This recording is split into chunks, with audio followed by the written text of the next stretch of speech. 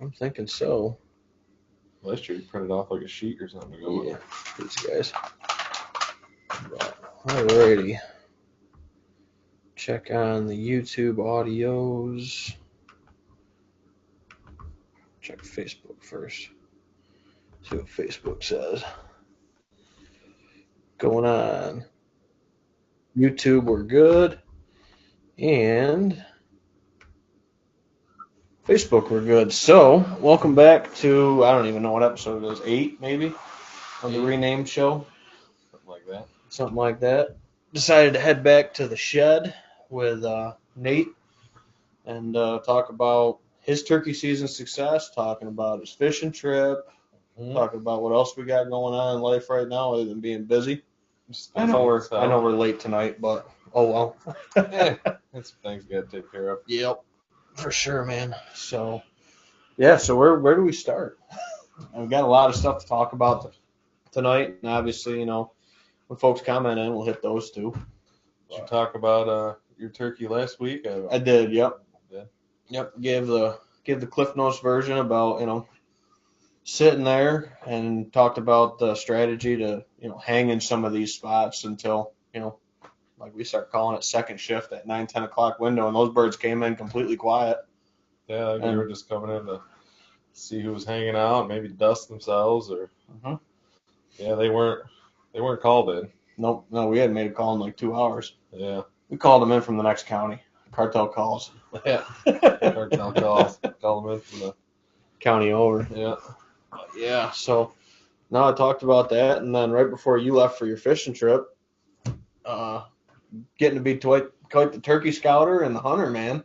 Yeah, and I always had some interest in it, but I guess the past 2-3 years I've actually really gotten into it a little more. More hunting with you, Mike Vienna, who was on previous episodes. You and him kind of getting me into it. Yeah, and picking up little hints and tactics from you guys and how to be successful. And I decided that I had last week off, so Monday I was not getting up at 4 o'clock again to go turkey hunting after Saturday and Sunday hitting it as hard as we did. Yep. So slept in Monday, got some stuff done around the house, and then some stuff packed up for my fishing trip. And about an hour and a half before dark, I was like, you know what? I know a spot where I know where there's some birds to see if I can locate one on piece I can hunt. So I went over there, hung out, and sure enough, I heard one gobbling in the back corner where we actually set up Saturday late morning in that vicinity, and where we did have a bird gobbling Saturday morning, but he hit a point and he didn't want to come no further. Yeah. So, and then we had that bird come in, but we couldn't figure out what it was too that day. That was Sunday. That was the same day as your pictures when the bird actually came in. I think it was a different day. Yeah. I don't know. It all blurs together, dude. We were hitting it pretty hard. But yeah, we went out there. I called Ben up, asked him if he wanted to go, and he said he'd go into work a little late. So we went out there, had an idea where he was. We gave him a plan set up. I think he was roosted maybe 100 yards away, if that. And I don't think so. I think you pinpointed him perfect when you told me where he was, and then when we got in there, and then they weren't far away. There's 3 of them. Yeah. In there, I only heard the one the previous night. Yeah. Yeah. And then, well, the other bird on a different property, we could hear him gobbling. He was gobbling like crazy. There's a big hill over there. But he was probably on top of it, hammering away. Yeah. And then, they started going, and we let them get warmed up for a while. I don't know. I gobbled 10, 15 times with a couple of them. Yeah. And gave them a little sweet talking. Yeah. And then tried filming. Kinda. Camera guy didn't see him. Little miscommunication between me and the camera guy, because I saw him on the field edge, and they didn't want to come out in the field. There's 2 of them, and then one farther in. And the second one that came up, they were just standing there hanging out, and he started putting and kind of going down. In my experience, when they start putting, it's not good, especially when he starts putting and he turns the other way. Yep. So I whispered over to Ben. I was like, want me to shoot him? And Ben I don't know. Ben wasn't thinking I was actually going to pull the trigger because he didn't see him on the field edge. Yep. But he gave me the okay or whatever you said, and he Yeah, gave me it a was, thumbs up. It was and I pulled the trigger and dumped him right there. I don't know. He's probably 25 yards, 20 yards. Yeah, he was right there. Came right into the corner. Not on the logging road, kind of like we thought they would come into that spot. Yeah, I figured they kind of pitched down into that drop down, hit that logging road, and come right Roll out of the right corner. out. Yep, they kind of came up through the edge of the woods, and I told Nate because I could hear him coming through the leaves down in the little bit of woods there, and I told him I said get ready. I said they're coming because they weren't gobbling anymore. They were on the ground and coming and committed. And then, like you said, he asked me, kind of, you want me kind of good to shoot him because I was kind of shooting in front of you. I was like, yeah. We were kind of reverse spots. It was a safe shot, but definitely if you didn't know I was pulling the trigger, it would have startled the shit out of you. Oh, it did. It did, but which is what I was trying to communicate with you because I was trying to do it fast because the one already turned and went, and the other one was just standing there. So I was like, Yeah. So I thought you were asking me if I wanted to shoot one with you, and that's where right. I didn't want to get like I said, you were fortunate enough to let me go out to one of your spots or whatnot and tag a nice bird. So I was like, no, I said, I appreciate it, but in my head I was like, no, I said it's all you, man, and I couldn't even see him. And next thing I know, dude, he used to say, boom, freaking stuff, a little bit of goldenrod leftovers flies in front of the camera. It startled you in the video. The camera did a little shake, and then shook right to the bird flopping on the ground. I was like, oh, perfect. Yeah, perfect. But it was fun. Yep. It was definitely a learning experience. It'd be my fourth turkey I've ever shot. I mean, he was no record breaker. I mean, I think he was a Jake. Yeah. He had a 4.5-inch beard. Yep. But, yeah, you're actually working on his fan right here, just out of camera. Yeah, I got a piece of plywood with a couple screws screwed in it. Deanna showed me this, and so he does it and pour a little borax on it, let him sit for a couple weeks, and I got the beard and the legs and the fan sitting there with my shotgun shell and my tag. Mm-hmm. I got a little plaque from last year's bird that I think you brought over or something. I don't know. Yeah, and then you made your own last year, I remember, and I think that's why I ended up making my own because I think it was so small. I could have done that. It just didn't seem like everything the fan and everything just wasn't lining up right with it, and that's kind of the problem I have with this one. Yeah. This one I might just slap on a piece of plywood and hang him in the shed here somewhere. I'm running out of room in the shed though. Yeah. Huh. You got a new barn coming. Yeah, that's in the works. That's part of why I've been so busy. Yeah. Trying to get that done last month. Yeah. Yeah, getting that tore down and over here, and the site quote come back pretty decent. I haven't gotten the quote back. He messaged me, said he was busy. He hasn't forgot about me. Yeah. All right. Well, we got dry good conditions, so I'm sure anybody doing dirt work is making tracks turn, man. Yeah. He's kind of a friend of. I was giving him a shout out, Kyle Hammer. He's was my aunt's neighbor for a while, and he was friends with Eliza's grandfather, so he's been gotten to know him pretty well over the years, and so I didn't come out and get a look at doing the grade work and some stone work, and I'm just waiting for him. Once he comes back with his quote, we'll see if it falls in the budget, and we'll go from there. Yeah, sounds good. I'll have a nice 24 by 30 barn. Mm-hmm. Yeah, that's the plan. And you got all the pieces and everything like that. You just got to get the base put down for it. And and that my grandfather was moving, 78 years old moving. He lived at this place for 40 years, and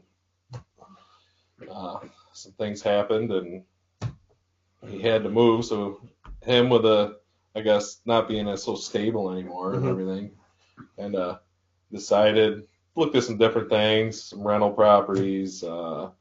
Section 8 housing. The best option was just him moving in with my parents. Mm-hmm. So, and he had the barn over there on this property, and the family was nice enough to allow me to take the barn when my grandfather moved out. saying he paid for it and put it up and everything. So if you Right. can get it out of here by this date, it's yours. So You went that's what we gangbusters did. and got it pulled out. Yeah. Me and the father-in-law knocked it out pretty quick. Really, it actually went a lot faster. Pretty simple design. It's probably pretty unique design, really. Mhm. Some steel metal frame barn. Yep. But that kind of leads me into some other stuff. Moving Grandpa and finding some of his Lifetime of treasures, lifetime man. of treasures here. I didn't even think about this till we sat down and we got talking. But yeah, we were digging through his barn and cleaning it out and stumbled across his box of all of his old deer that he has taken over the years. I'm sure it's not every single one, but all the ones that he kept. And he pretty much could tell me about every story with them. I thought it was fitting we pour some Grandpa's recipe wine. Oh, Some hooch. and this was his Grandpa's biggest one he ever shot. A little busted up 10-pointer. He likes telling that story, and it was just cool to reminisce with him a little bit about hunting. And, it's kind of And that one was off the old farm piece? across the road from it. Yep. Gotcha. So a lot of these were actually shot off of my grandfather's old farm that he sold, and now I lease to hunt. So there's a lot of connection, and you could relate. So, you know that big, huge rock down the one little finger there? He goes, me and your great-grandfather pushed that out of the field, and we were just hoping it wasn't going to roll all the way to the bottom and go into the other field. He goes, but it stopped right there, and it turned. He goes, I was sitting on that rock, and he pulled up, and deer or whatever was telling me that. It was pretty cool. Oh, yeah. But, yeah, there was a whole box of his old hunting stories, so that was fun. Right. Just your ma wouldn't let him bring them into the house, or just... I'm going to do something with them. I'm going to clean them up, and I'm going to... Right. I haven't figured something out yet. I'm going to do a little display, like Grandpa's bragging board with a piece of plywood and screw them all to it, and I'll hang it. So maybe in the new barn I'll hang it on the wall or something. Yeah, it'd be a nice place to have a nice setup for that. Yeah. Because we do our bragging board, if you guys have watched any of the shows and stuff like that from the shed. We usually have it here on the fridge, but it's taken down for the... I got to get the turkeys up there. The turkey's got to go up there. That's But usually they're all start. up there. I take the pictures off and I staple them on the wall. Yep, you can see a couple of them in the background there, up here on this side of stuff. So yeah, we're running out of bays, and you got a whole bay full of punch tags too. And I might have to turn them into put them in a box and start filling that slot up with pictures. Yeah. Well, that's the thing. I mean, we got 6-7 people that and usually go up on the bragging board. They're all pretty successful. Oh yeah. Everything from fish to deer. It's fun to crack a beer with, you or Jesse or anybody and sit out here and look at the pictures, or even my wife, and talk about them. Yeah, turkeys up there, dude, fish. I mean, you name it. Deer, it's all up there. Grandpa flipping us off. Of course, gotta have that. He's always flipping me off. Gotta let you know what's up still. Well, seeing we're still on the grandpa subject, Grandpa, my whole life growing up, always made, he called it wine down in his basement, but it's some pretty potent wine. It's basement hooch. We go up to Gantz's Grape Farm in Lyons, not Grape Farm, but Gantz's Farm in Lyons, and they truck grapes in and they press them there. You get fresh grape juice, and put them in some carboys and add a few things to it and let it sit. And this product, and I finally bought an actual alcohol refractometer, and I don't know how accurate it is. It's pretty close, I think. It's not 100%, not like the drop tube or whatever they do, but it's not as accurate as that, but pretty close. And I know last year's stuff, or 2 years ago, came in at 30%. Yeah, red it was wine. hot, dude. It was. I don't know if you guys use like a champagne yeast with it or something or what, but it was. It makes you feel. You take a bottle of it, dude. It makes you feel real rosy. It's just sugar. It's just white sugar. That's all you put. That's all we put in it. That's all he's ever put in it. So another thing that happened with, of course, of him moving over the past couple of years and everything happening, I ended up with a couple of the carboys. So I started to make my own wine, and this was this year's product here. The 22 red. Yeah, the 22 red. unfiltered, uncut. So yeah, got a little A little bit of the goods in the bottom. Yeah, you can chew it a little bit if you get down towards the bottom. But That's all right. it's definitely sweet. It's easy drinking.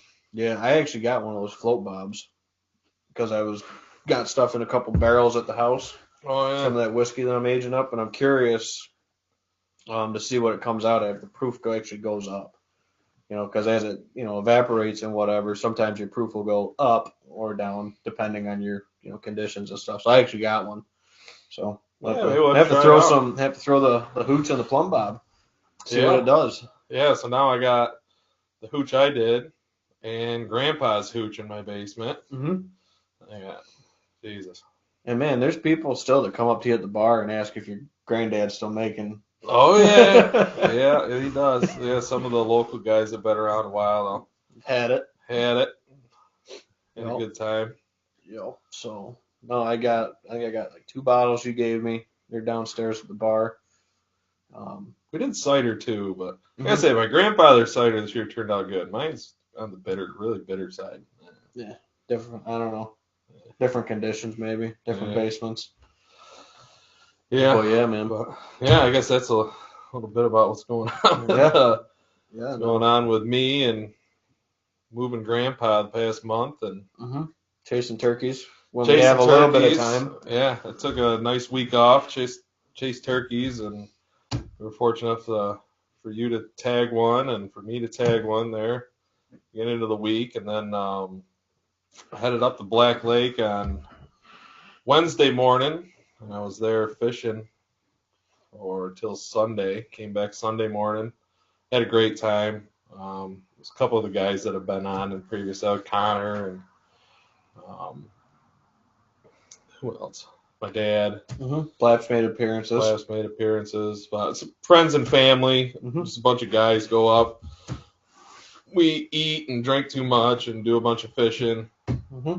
It's a good time. Yep, and of course it always falls on when we're getting ready for graduation at the college. So I got my hand slapped for going out with you that morning. Yeah, I'm sure you did. But dude, Nate's like, I got a bird roosted, man. We got to go after him. I was like, all right. I said, you want me to be there? He's like, yeah, that'd be cool. And so yeah, I got my hand slapped a little bit for that one. And then I've been working overtime this whole week and last week.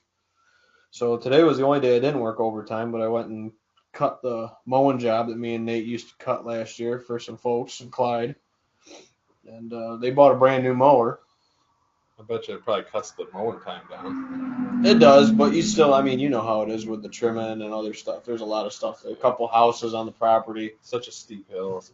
But the hills, dude, with that Ultros mower, if you guys haven't seen one of those with the tracks on it, it's a track 0 turn. Made in USA, too. I do like that part.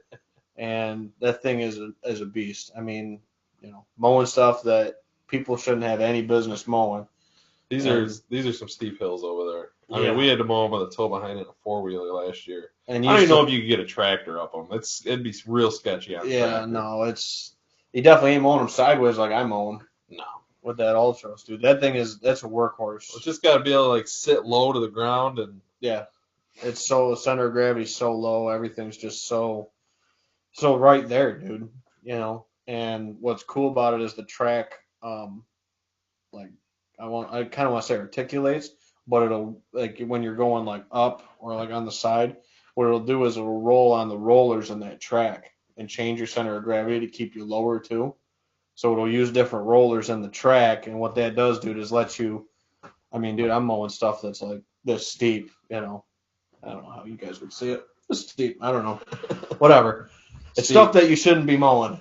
But I told him when we got a machine for the job. Got a chance to demo it, dude, and it blew me away watching him do it. And then this was my first full cut with that machine, and dude, it's a game changer for hills and stuff like that. And again, we're mowing just short of 8 acres over there, so it's a lot of grass.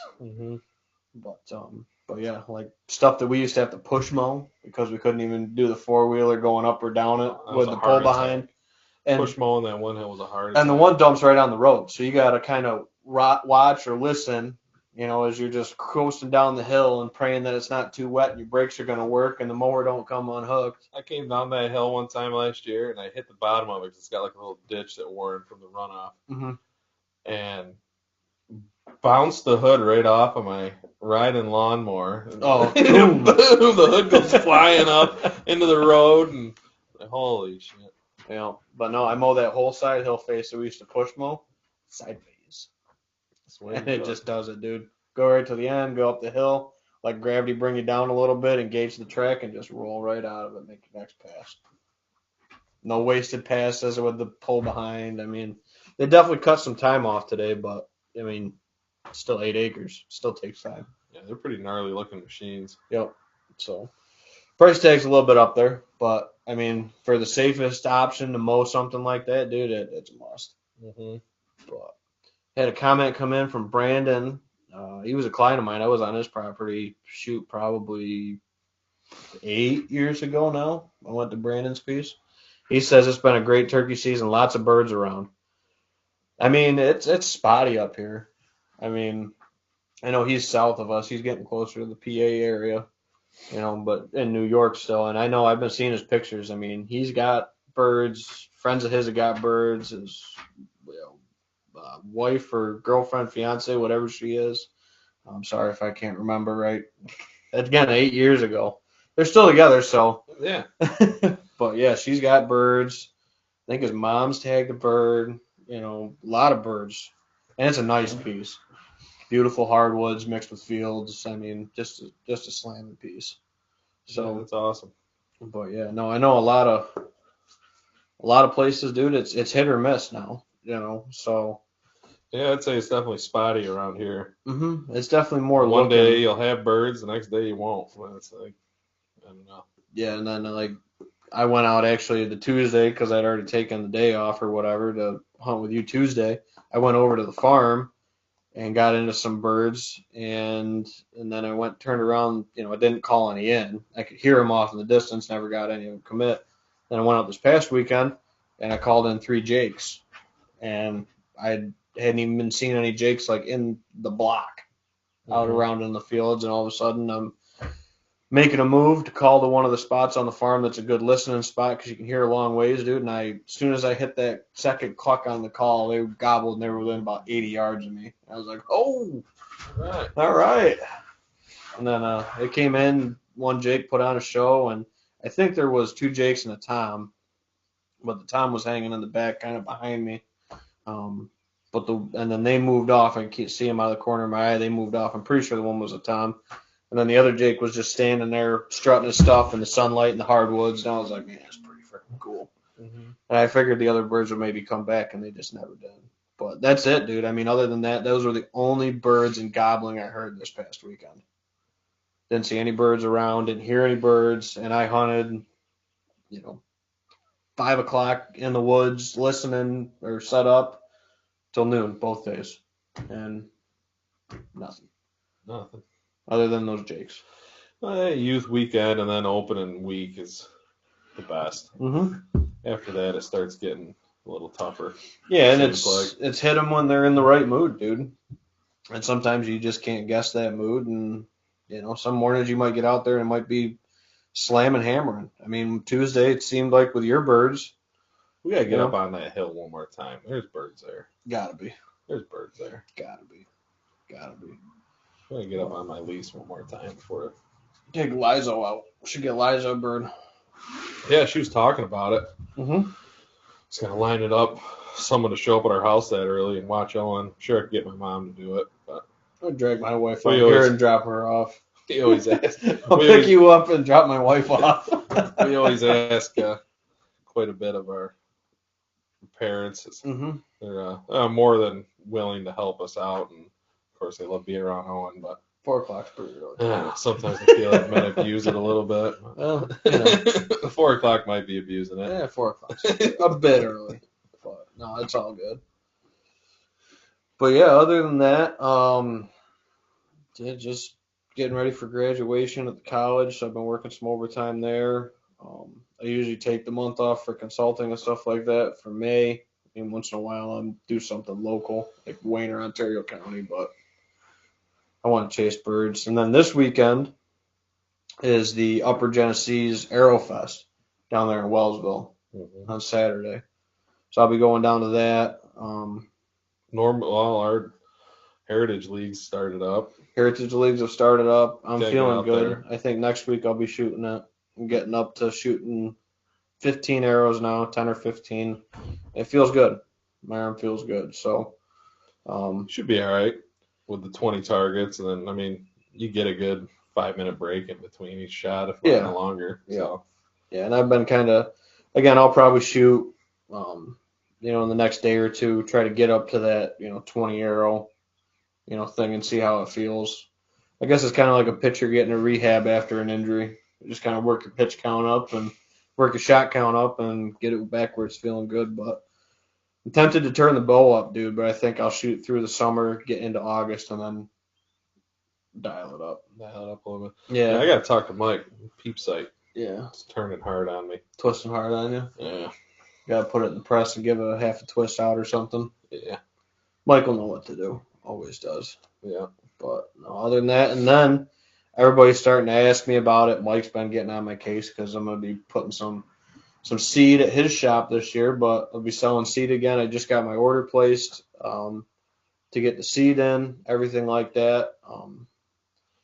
We'll see. Next year it might grow enough where I might be able to order it pre-mixed, but I still haven't got to the right amount of pounds of seed to have them mix it for me ahead of time. So I gotta be mixing it with my little drug scale in the garage at the house. But I'll have the Old Tin Cup mix, or I don't know, maybe we'll just call it the 100 proof mix, going forward. But, you got enough stickers to throw on there. Yeah, I got stickers to throw on the bags and stuff like that. So you might as well throw it on there. It all kind of coincides with it. Yeah, it's all together. It's all one big kind of, you're part of all of it. So. Yep. So yeah, so that'll be back out this year. It'll be available at Heritage Outdoor Sports, available obviously through me. And if you're checking this out, I know Sam's father-in-law to be wants to buy some. I know Connor and Colin have talked about buying some. So I would say get it in. You're ordering as quick as you can. And the only thing I'm waiting on to release is final pricing once I get, my prices on the seed that I ordered. Because no matter what I'm going to do, it's just a matter of, what the price point is going to be per acre, per half acre. Right. And then doing it in the garage like that, if you got a plot that's 0.8 acres, I'll just put the 0.8 acres into the formula and I'll mix your bag specifically for it. So you don't overseed or you don't underseed your plot. You got the exact amount of seed for it too. Mm-hmm. So, yeah, with this first batch, and hopefully I'm going kind of off of what I bought last year, without estimating some growth because I'm not putting in much brassica this year, just because I got fungal issues that I'm trying to work out in my fields. Right now I can do 36, I think, acres of seed with what I ordered, so that's a lot of food plots. Mm-hmm.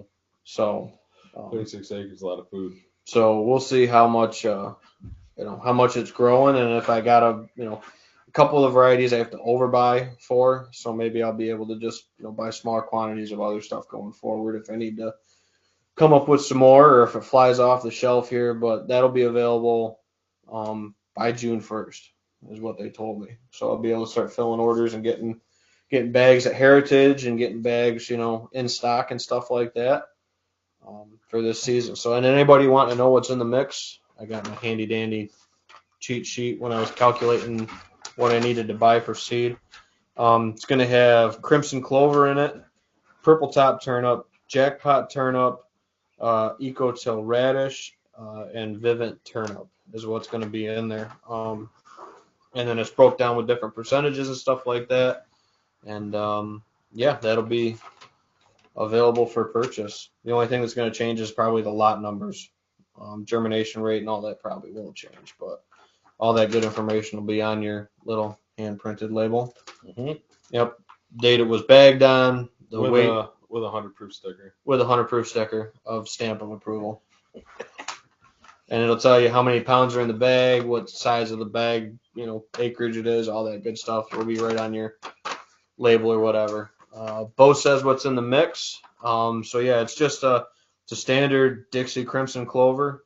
Um, is a large majority of the mix, and what that allows this mix to do is have some carryover into this springtime for turkeys that are poults, have poults out that are having the need for like brood cover and a good holdover and also a good legume going into the spring the next year. So that's a decent sized chunk of the mix, and then it's a mix of turnips and stuff like that. So weed seed percentage, last year it was less than 1% in all the mixes put together for weed seeds.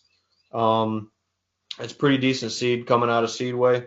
Haven't seen any large numbers of weed seeds, especially in some of their varietals like the Jackpot and Vivint that come out of specific um, harvest plots, I guess you'd call it, for those seeds. You don't see any at all. The only place you see the weed seed is maybe a little bit in the radish or sometimes in the clover. You'll get a little bit of weed seed, but all that'll be disclosed on the label once I get the new labels for the products and stuff like that. So, but yeah, and then the planting date, Bo says for that would be, I would say anywhere in August.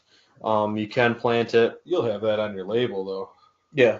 You put all that on there last year, didn't you? Yep. And talked to folks about planting dates. And then when it got close to the end of it, I pulled stuff off, at Heritage. I pulled it off the shelf, once it got past, prime planting dates and stuff like that. But I also got it out late last year. I want to get it out early this year, but you're shooting for August. You're shooting for rain, obviously, like with any crop you're planting. You can try to put it in at the end of July, but you don't really need it with these varietals. You have some, leafier hybrid varietals. You have your staples like the purple top turnip and the tillage radish. We even did some test plots into Labor Day planting. They did fine.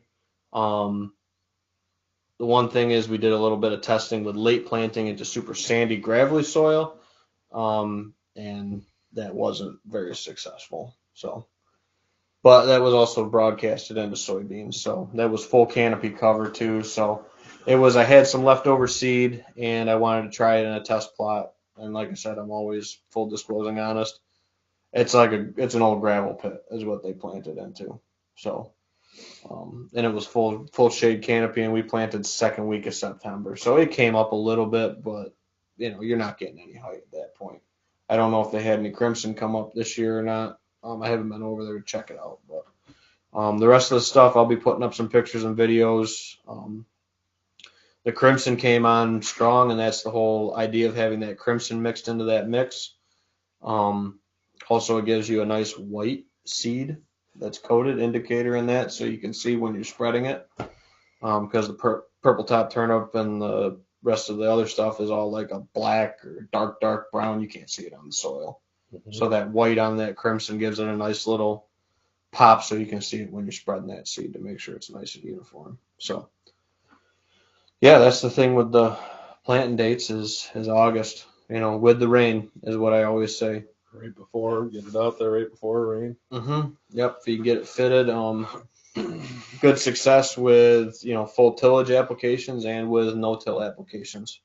Would say maybe dialing up your seeding rate a little bit if you're doing no-till though, but that's about it. Other than that, it's the standard 9 Stuff pounds. I broadcasted is turnips popping up. Mm-hmm. We sat next to them when you shot your turkey. Yep. Yeah, there was still some popping up, the leftovers from last year, and probably some of that clover that was on the edge too that we were laying down like logs in when we shot that bird. Yeah. So it not only gives you good food cover, but it gives you good cover if you're trying to shoot turkeys. As long as you're in the shade. They didn't even know we were there. No. Well, they did after the gun went off, that's for sure. Yeah, the one that was on the far side of the field did. He booked it out of there pretty quick. Yep. Holy shit, Jimmy's down. Yep. Some dude's running out of the hedgerow.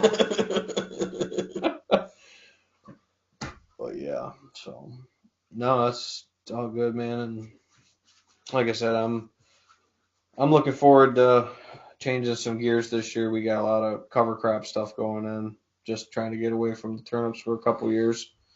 And this is your reminder to always, be rotating out your crops so you don't have pest issues or fungus issues or whatever else, or minimizing it anyway.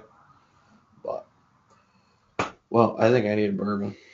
Yeah, I see you brought one. I brought a Michter's.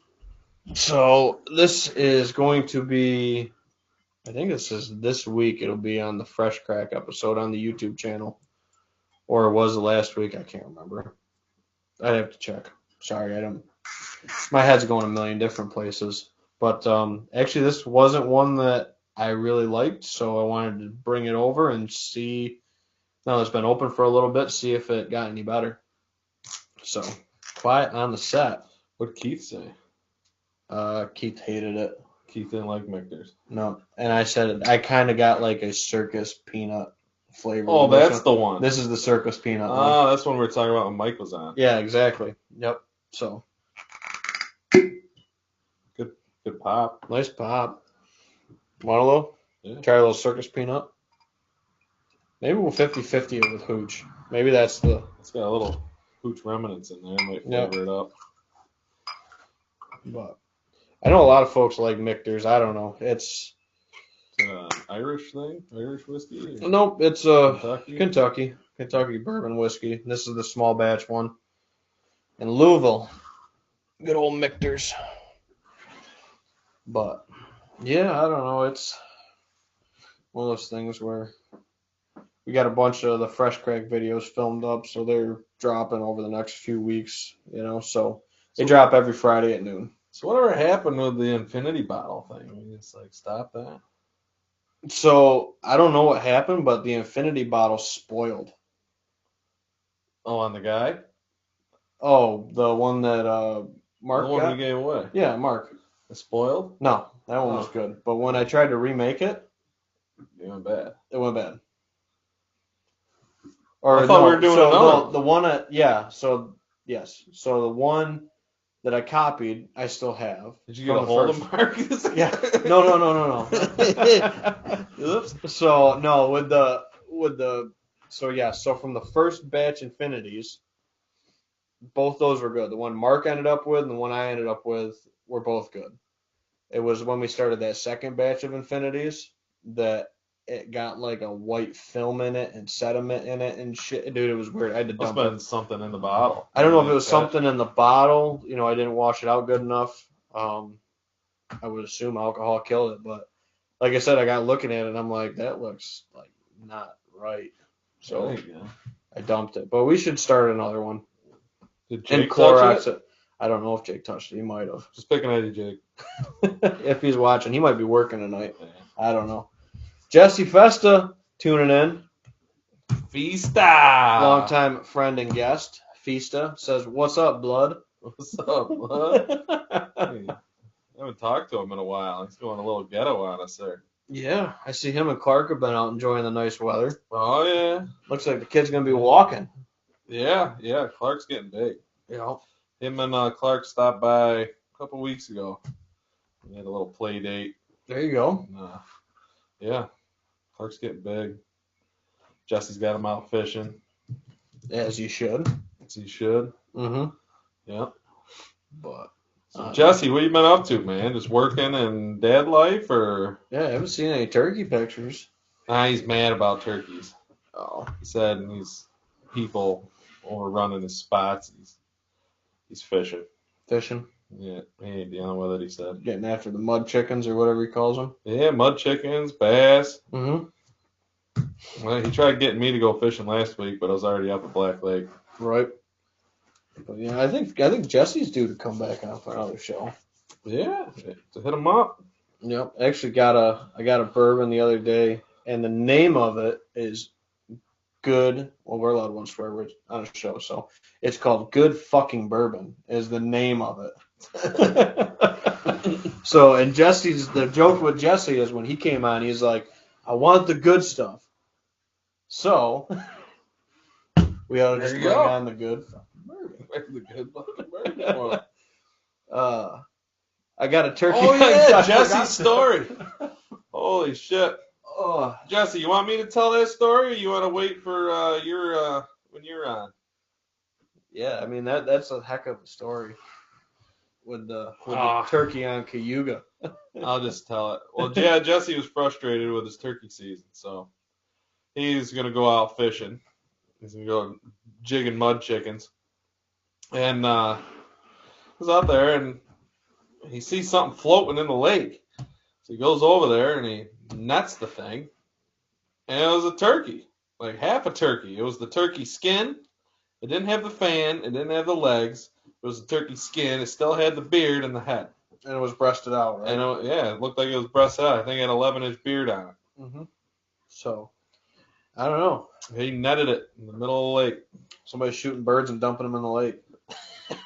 I don't know. I mean, do the Amish or the Mennonite, they keep the beards, or? I don't know, because I know when my neighbor shot the buck that he shot, he wasn't allowed to get a mount, and he's Amish. He wasn't allowed to get a shoulder mount of the deer. He was only allowed to skull plate it. Couldn't even euro it. The only thing he was allowed to do is skull plate it, and it hangs out. I believe it hangs in his barn, because he can't have it in the house. It's something about, being envious of your neighbor and not allowing to do that with his religion or whatever. So maybe they can't do that with turkeys either. Maybe they can't keep any of the, the memorabilia stuff or whatever you want to call it. That's why that was the thing I thought. Or it was pretty windy, I think, that weekend. Maybe it blew off or way out in the lake, though. I don't know. Maybe he tried to swim the lake and big old freaking lake trout game would get a quick chomp. Drowned himself. Drowned him. Flew in the lake and didn't make it and drowned. Yeah, but the legs off and the tail and breasted out, that almost just doesn't add up to, Like I say, a bird that drowned it or got crippled and fell in the lake. So. Oh, Jesse's on for next week. Jesse says next week I'll come down. So yeah, so maybe we'll be back in the shed or the bar, whatever, man. It don't matter to me. Go to Festa's barn. Ooh, we could do one from Fista's. There we go. That might entail him cleaning it up. I don't know if he'd do that. Yeah, that's okay. It's all right. So again, if anybody hasn't had any turkey season success, try a lake in 250 foot of water. You might just end up with an 11-inch beard. An 11-inch. Biggest turkey of your life. Yep. Biggest beard. It'd be my biggest bearded bird. I've only ever shot a 10-incher as my biggest beard. So. Might be Jesse's biggest beard. That could be. 11 inches is a nice He's beard. He's got quite a few beards hanging in his barn. I don't know if any of them that I can recall are over. 11's a nice beard, man. That's a nice beard. So yeah, I remember when he sent the pictures or whatever. We'll do it in the Black Pearl and also cleaned her up this weekend.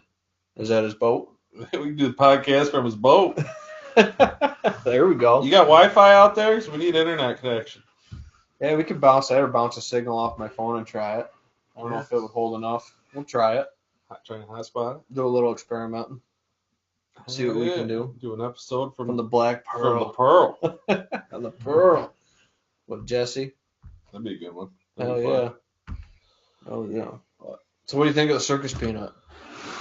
I don't get circus peanut. I don't get anymore. peanut. I don't get circus peanut this time. The only thing I smell though is the hooch when I sniff it.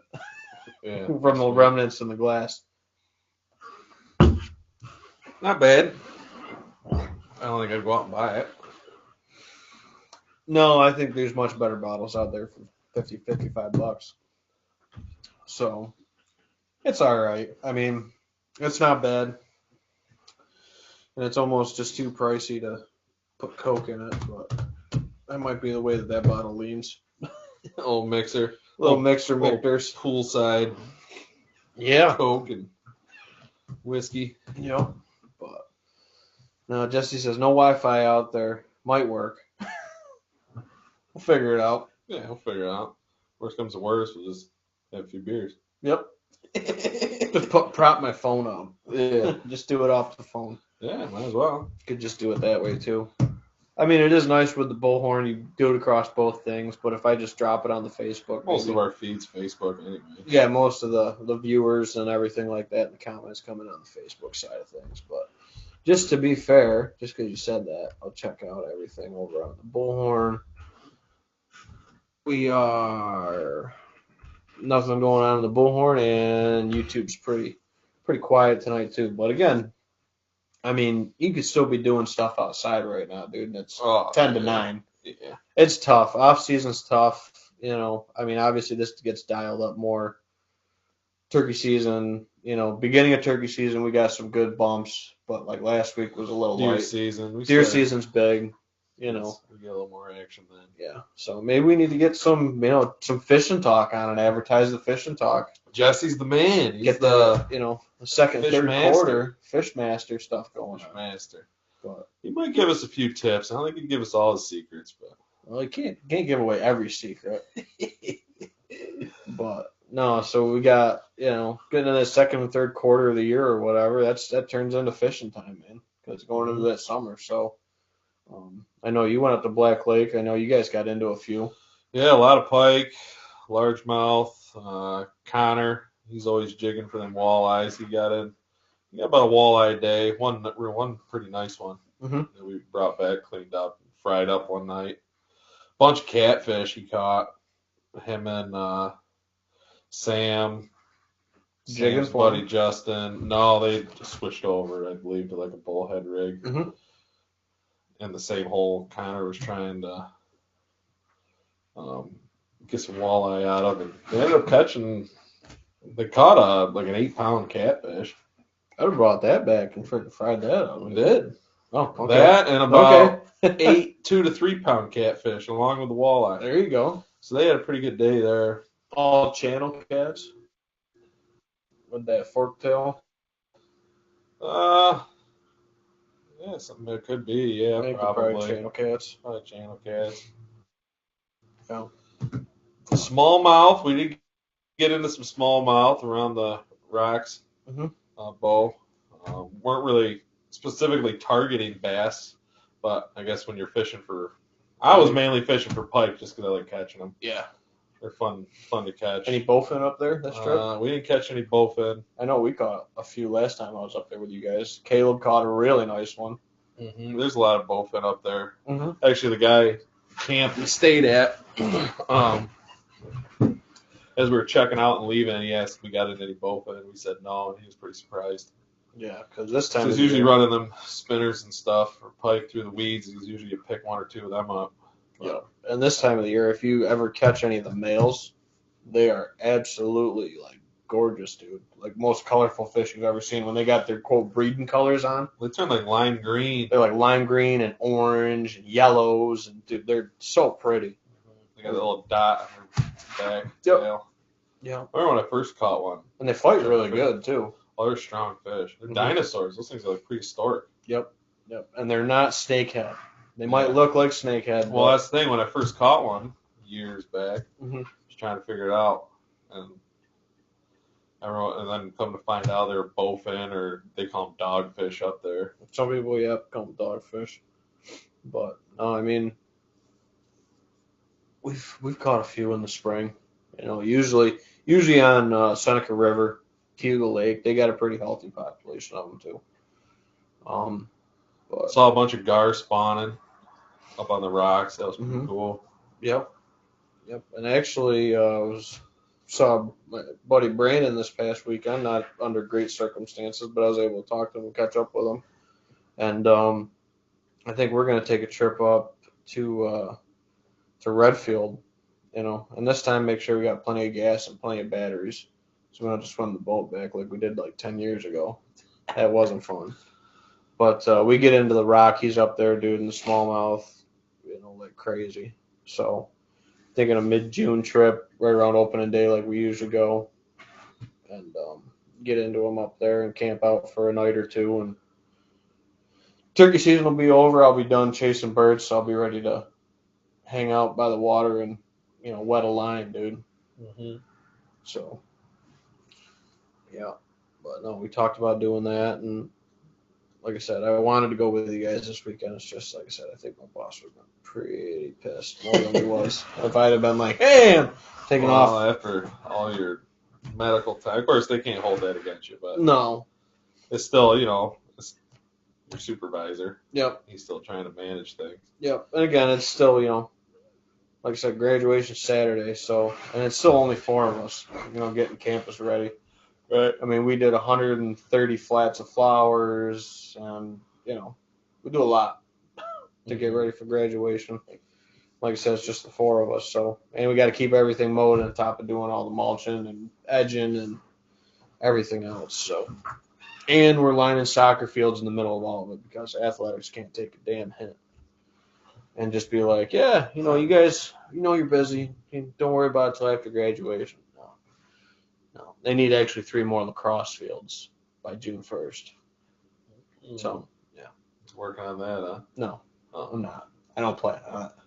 you probably will be. Just put a freaking goal out there, dude. They got the outer box. They're kids. It's just like the T-ball thing, dude. Oh, It's like they're kids, dude. Just let them freaking just put a goal out there and put a kid in it and work on the basics with them. yeah. And then what else we got? Couple days of turkey Going season on left. there? Yeah, yeah. We got what, 2 weekends left, or just this weekend? 2 2 weekends left. 2 weekends. Saturday, like I said, I'll be down in. I'd like to get out one more time. Saturday I'll be down in, but it ends on a Wednesday, so we still have 2 full weeks. See if I can find myself a long beard. Yep. I know I'll be back around on Sunday, and then next week and the week following I'll be able to take some days off. I think I got a 4-day week this year for Memorial Day. Yeah. I think Yeah, it we got floats a into a 3-day 4-day. week, so actually, maybe Memorial weekend we can get out. Gardening's coming up. I got to get my garden planted here next week. Never put it in before Memorial Day. As we're sitting here tonight on the edge of a frost advisory. Oh, it'll be fine. We got $5,000 worth of flowers planted at the college right now, and we're just like, hopefully it doesn't frost. What's the rule of thumb? You're supposed to have it in before Memorial Day. Yeah, or by Memorial Day for some plantings. Yeah. Nah, I think we're gonna put it in next week. I think we'll be good. Yeah. Like I said, this is the last I remember of having an actual legitimate frost warning this late into May that I don't can think remember. we're gonna get a frost. It's only supposed to get to 38. Not here. I think south of here. Yeah. Some of the higher elevation stuff, Prattsburg maybe, Yeah. stuff like that. But no. So and then Saturday, like I said, I'll be down at Arrowfest. I'm gonna bring my bow. I don't know if I'll shoot or not. I might just hang out for the event and help them as a volunteer, and then enjoy the raffles and stuff. So Anna going with you? I don't know yet. Saturday is also her graduation at the college, so I'm guessing probably not. Which I think is how it fell last year, which is why she didn't go with me last year. But it's good to see Sean and all those guys with the Upper Genesee doing everything they do for the organization. It's kind of hit a bit of a hiatus here in New York, and they're plugging strong, dude. Can't say enough about those guys. They have a lot of volunteers though, and that's where we got kind of shortchanged. Is everybody got busy with life, dude? It's tough. Yeah, a couple of years there, had a lot of volunteers, and then life takes over. People get married, have kids, Mm-hmm. work, trying to juggle everything. Yep. So, but no, it's a good event. It's always a good time to give away a ton of shit. Hunts. I know they got hunting beast stuff that Dan Infault donated, and custom sticks, a bunch of stealth strips, a ton of product, and just so much product down there. And 100 Proof Whitetails is a sponsor. See? Yep. We're supporting, man. Would that run our budget? No. Well, we haven't been able to buy a couple bottles in a while. That's why we're drinking. Beer season's over. We're tanking. That's why we're drinking circus peanuts tonight. We had to break out my basement hooch. Yep. The budget line's getting a little hard. Times are getting tough. Yeah. But no, like I said, I want to support that and try to grow the podcast and grow the net, so to speak, and help more folks and have these conversations. And whether it's anything from the fishing side to turkeys, we're a little bit of everything, dude. We don't discriminate. Mm-hmm. Well, that's a little more in the fall. It's gonna bring up Jesse squirrel hunt.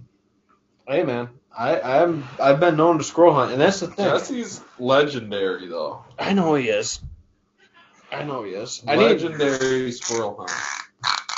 I need to get back out there with the pistol again and shoot a couple with the pistol. We had a little competition. All set? No, I'm good. I'll probably have a beer if I have something else. Gotcha. But we had a little competition going on. What was it? 2 years ago now. Jesse and his dad against you and me. Mm-hmm. I think we all didn't get anything. We tried. It was a skunk day all around for whatever reason. I don't know. It was kind of a shitty weather day, I think. Yeah. That was the day we found him. Yeah. Found heavy. Heavy. Damn it. And since then, I have not been able to name a deer on Ben's farm since then. Nope. No. All what? 3 of them you named that year? All died. Heavy. So, Not heavy. heavy, not heavy. I'm so And rich. Nate. I didn't name Nate. Well, Nate got named after you. It was close enough. Yeah. Well, he had the same name as me. He was named after your neighbor's buddy, Nate. Yeah. Same thing. Only different, but. Had my name. He died. Yep. I don't know what it is lately, though. Deer are out to get me. Dude, we almost smoked one that morning. You shot your bird. No one else is talking about almost hitting deer. I'm on the line every day. I'm on the front lines of this shit every day. Going Taking them on the chin. Yeah, Almost. They got it out for me. Like every day, I almost hit a deer, like within feet of my truck. No, it was actually. It's going on for like a week now. Yeah, the first day I went back to work, dude. After I came off, work, being injured or whatever. It was like the first or second day back, I hit that freaking deer right in front of Chuck's house. And the damn thing laid in the field all day, dude. And I went back by. I didn't think I hit her that hard. Did no damage to the truck. Mm-hmm. I drove back past it, dude. And see her laying out in the field with her freaking head up. And I'm just like, oh, no, I feel fucking horrible, dude. What, like after your shift? Yeah! Oh, shit. And Chuck's like, yeah, it was kind of weird. She was laying out there all day in the middle of the field. I'm like, yeah. But by the time I got a hold of him after I got home from work. Huh? Yeah. Oh. Yeah, right there, dude. That's where you hit it? Yeah, I did nothing to the truck at all. No damage. I was just like, oh, I just bumped her. But he was saying he couldn't, she was, I forget what the heck he said. Something like, I can't remember what the heck he said with it, but it was like the most bizarre thing because they couldn't figure out what was wrong with her. She just wouldn't get up. Didn't act like she had any broken bones or nothing like that. I told him, I was like, well, I said that's where she came from. She hit my truck right in front of me this morning with like 4 other deer. Yeah, Chuck, he don't shoot bows no more. He's off roping. He ropes with my wife. Mm-hmm. Yep. Cowboy. When I first started going to Heritage, Chuck and Lance. They were like the guys over there. Yeah, shoot. The only place I see Lance now is over at Smoking Tails. Yeah, I run into him. And Chuck. I see Chuck at Smoking Tails too. Wow, they're like best buds. Well, yeah. You see Lance, you see Chuck, Usually. Yeah. But maybe that's one that we get on here in the off season to talk a little bit. I know Pete hunts a little bit. Cheney and Smoking Tails boys on. Yeah. Maybe do They one. hunt? Yeah. Really? Yeah, Pete hunts. I think Tom does a little bit. I know Matt does. Pete's son Matt. Or is it Matthias? I can't remember what it is. Matt Matthias. I think Matt's short for Matthias, isn't it? Yeah, I think so. I don't know. But yeah, Pete hunts.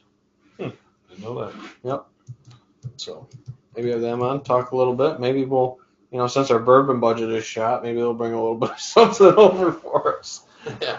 Pete, we're down to the basement hooch. Yeah. Bottles for the poor. No, there's always something around. But yeah, so no, thank everyone for tuning in. We're getting right on that 1 hour mark, which is usually where we call it for the night. So I want to thank everyone for tuning into this. And next week, don't know if we'll be back here on the Black Pearl, at the bar. I like the Black Pearl idea. Black Pearl would be pretty nice. We'll just park it in somebody's front lawn and just do it right from the boat. Yeah. That'd be I mean, Got Jesse just back it up to his house. We'll just feed off his Wi-Fi as long as the weather's there we nice. go. Jesse, just back the Pearl up to your back door. Yep. We'll sit in the boat. So we can hop on your Wi-Fi and sit in the boat. We'll sit in the boat and we'll be able to look at your rods and your rigs. I'm going to bring my pole and I'm going to cast it over the side and act like I'm fishing. Yeah. The whole time.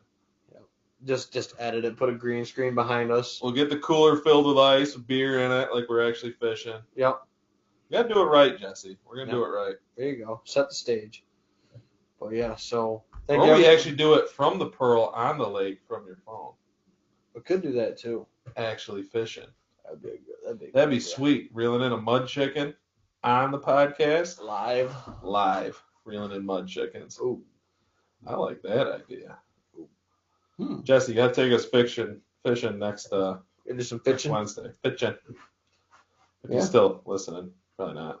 No, he's probably getting Clark to bid. I'll run that idea by him. He'd probably be down for that. Oh, yeah. So we'll be, I don't know. I'll see if I can get it on my phone on the bullhorn and maybe I can broadcast across the pair. I don't know. We'll figure it out. If not, it'll just be on the Facebook side of stuff for all the folks on the Facebook side for a week, and then we'll tie back to the rest of it. Sounds like a plan. All right. Well, I got to go back to work tomorrow and do more overtime. Mm-hmm. And I know you got to work in the morning, right? Yeah. Unfortunately. Yeah. How's this week been being back after a week off? Not bad. It's like I never left. Yeah. They don't care if I'm there or not. Well, I'm just a chicken on the farm. I guess. So, thank you, everyone, for a good episode. Good comments, good conversation. Thank you, Nate, for having me back to the shed, man. Sharing the hooch because my stores are getting low. Yeah. And we'll catch y'all next time in the shed, on the Pearl, at the bar, on the lake, somewhere. I'm hoping we're on the lake reeling in mud chickens next week. Or bass fishing or something. We're just live shooting the shit fishing. Got a phone propped up and we're good to go. I like that idea. I think we run it. I think run it by Jesse. He'll be game. Yep. He'll be down. Don't need to run it by him. He'll be gone. Jesse, you just take us fishing. So see y'all guys later on. See ya. Cheers.